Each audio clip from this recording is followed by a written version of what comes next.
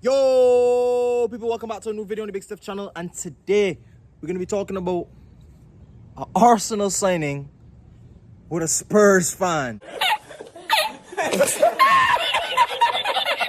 Yeah, I just want to, first of all, Arsenal are about to complete the signing of Yuri and Timber for £45 million from Ajax.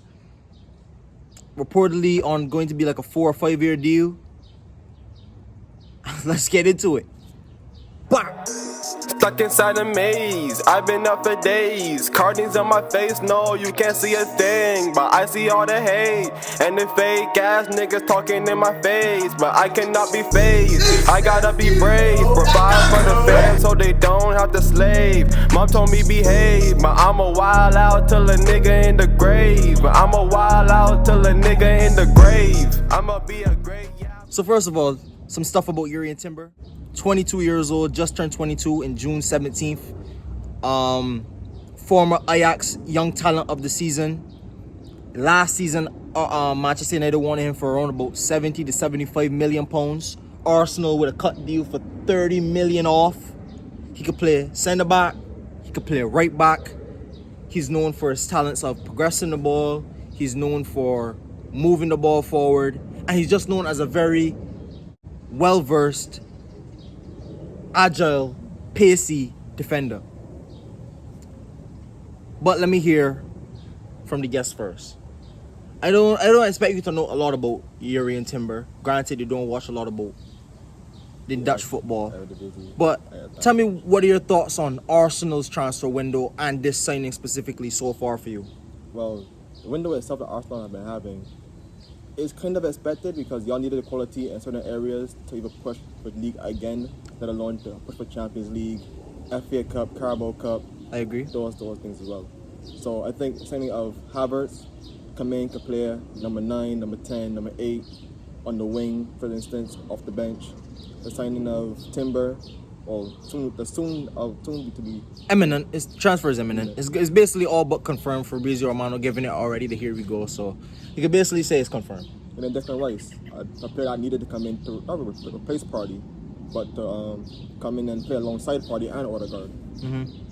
So I think they're good signings. For Timber, I think it's good for y'all because y'all really need a cover on the back position. Like, not really in numbers, but in quality. I agree. Because when y'all lost to Liba toward the end of the season, midway through the season, y'all really faltered and couldn't even keep up with City that much defensively.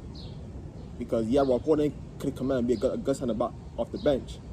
We can't rely on him in the title race. Can't rely on him in the FA Cup run. He's more of a backup option. So with the signing of Timber, who can also play right back as well, cover for Ben White to give him some rest in some games. It's really good signing for y'all. I think Yuri and Timber might come in to play more of a right back role.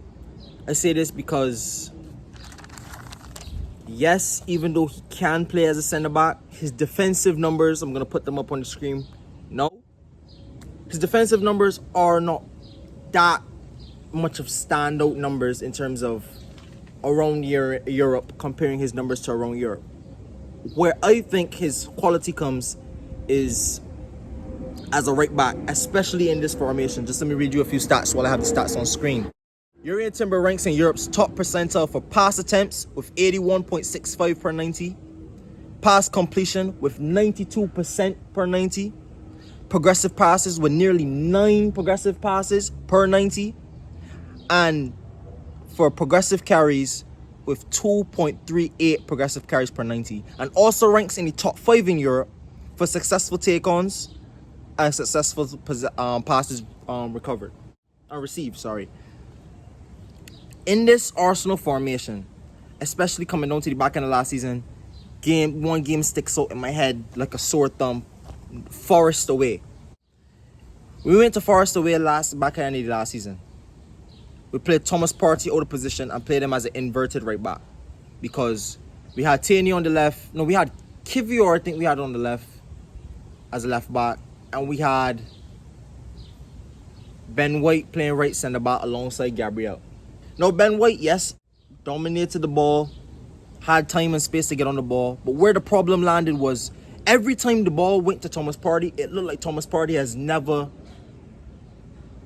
I don't know. Let me not say that. Let me just put it like this. Thomas Partey doesn't understand that role. He doesn't understand when to play the ball in behind, what passes to play in certain positions, when to make certain runs, when to play inside, when to come inside, when to open up wider for the ball, when to go in, when to invert, when to overlap. But in theory, it could have worked because he plays that defensive midfielder role all the time. Yeah, but playing a defensive midfielder role, yes, I mean, right back is different. Yeah, it's very different. No, especially the way we use our fullbacks. Yeah. Because it's the way we use our fullbacks, we like to have our fullbacks as that sixth man to the attack. Yes, in theory it did make sense, but Thomas Partey at that time and especially that game just showed a lack of energy. I wouldn't say energy, just a lack of awareness of position. Certain passes, especially, he would normally get away with. Sometimes he will receive the ball, play a sideways pass, or sometimes we know Thomas Partey for his sometimes long rangey passes. You can't really do that in that position. Ben White's specialty in that position was the chipped through ball in behind to Saka. A lot of times, especially in that Forest game, the chip through ball in behind to Saka was missing. And I don't know what Timber's passing range is like, but the mere fact that he's confident in progressing the ball and confident with having the ball at his feet means that I believe that Mikel Arteta could develop that player into becoming the style of player he wants in that position. So I see Timber possibly coming in to be an absolute cover for right back because he still is. I don't want to use this thing because we criticized Lisandro Martinez last season for it, but his stature is very small. He's only 6 foot tall. Only 6 foot tall. But compared to Gabriel Magalhaes, 6'3", compared to Saliba, 6'4", compared to Rob Holding up there as well, he's not the tallest. He also, like I said by the Ajax fans, his aerial dominance is also not a strong suit to his game. So I don't see him coming in and automatically fitting in as that right-sided centre-back backup, but more of a right-back backup, just in case you got to move Ben White from right back into right-sided centre-back. I think Ben White could do the right-sided centre-back job better than a Timber, if you get what I'm trying to say. Fair enough. Yeah. Especially what Battlefield playing about too as well. Yeah, and that's also another thing too. When we invert from the left and we end up changing formation, also is good that he played in the World Cup in a back three. So he does have experience playing in a back three and being comfortable in the back three. So I do think is a very good signing. But with his defensive numbers, I'm not sure. I'm not sure how strong defensively he's going to be. Ajax didn't have their best season. He didn't have his best season. But there's a lot of praise for this young player. Would you have him at Spurs? Definitely. Where do all the Spurs centre backs right now? I'll be honest. Do you think that signing or these signings take us to the next level to compete on that level with a Manchester City? On the exact same level, really does depends. I'm gonna really be honest. Havertz last season now a few seasons. It's like a drop off of what he was doing at Leverkusen. Timber's coming in, he's still young, so you never know, the new league has to acclimatize as well. And then Declan Rice gives you that quality in midfield, but not only the midfield. You start to work on the attack. Then you back up for Saka, back up for Martinelli. You still need a good number 9 to score goals other than Havertz for Jesus. I still believe in Jesus. I mean, all right, look. Jesus scored like 11 Premier League goals last season. That's what I'm saying. You have Jesus between another striker to back up, a pure number 9. Havertz could afford that role for now, but Havertz is not the person who could carry and pick up for y'all if Jesus has an injury like last season. I don't agree, because I think what this side has shown us, because if you look at it like this,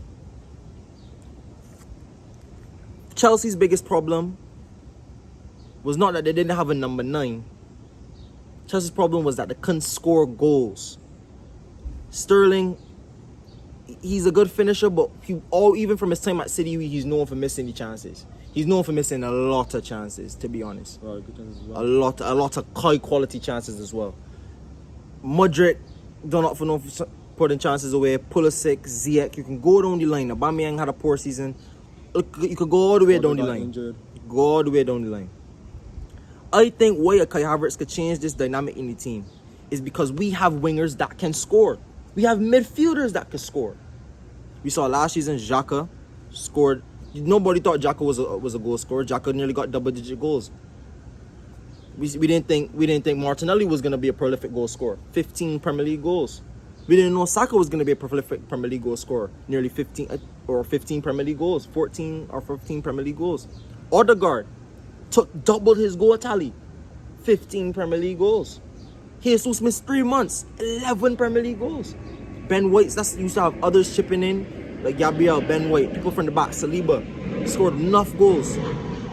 I don't see why Arsenal can't use Kai Havertz in a sense where he could drop off and play with other players, because I think one of his key attributes was setting up the wingers to create a lot of chances. That's what he was good at for Chelsea. I don't want to see Calvert as a number 10.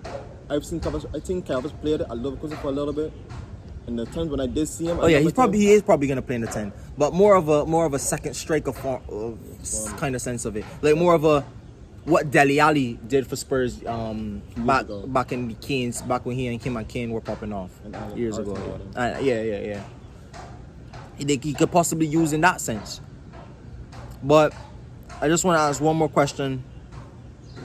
Who do you think will finish higher this season? Spurs and Tottenham, Spurs and Arsenal. It's really, I can only say Arsenal because Spurs hasn't really shown anything this summer. We haven't seen anyone except for like a young goalkeeper. Madison. But Madison doesn't improve the team that much. He is what you need, though. What we need, yes, creativity in the midfield, but we still have to improve our defense. We're still looking to keep Longley for some reason. I don't know why we can't keep Longley. We still have to get rid of a lot of dead wood. Have to rebuild the team to play how Ange wants to play. I don't think a lot of these defenders nowadays are good enough to even play in the Premier League that Spurs has, let alone even challenge for top 4.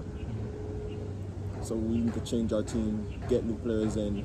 So every year, yes, we say so every year, but the players who do bring in do not show the quality that they should be showing. Like a Sanchez when he came in, supposed to be that guy to carry us for like the next 10 years. Came in with a dud. Dyer is supposed to be this guy from the youth academy. He came in, not from the youth academy, but come up, homegrown talent. Was a midfielder for some reason. I don't know what changed to center back, but he came in for a few games, did good here or there, but it's not good enough to even challenge for top 4. There's who else is there? Ramiro was our best center back, our best defender, flat out in the squad. Period. Emerson was shit. Emerson was not good. Doherty was not good. I don't know why we even done Doherty in the first place. I mean, yes, y'all still have a lot of areas to. The window had just opened, but I'm glad my team is getting the business done. Arsenal I'll have nearly three signings completed right at the start of the window. Brilliant business and brilliant work by Edu and Arsenal and Arteta and Arsenal. More signings. We're linked with Tuchemeni. We see Mbappe in linked recently. I don't believe in it. I don't believe in the Mbappe link. We see Mbappe linked. We see Tuchemeni linked from Real Madrid.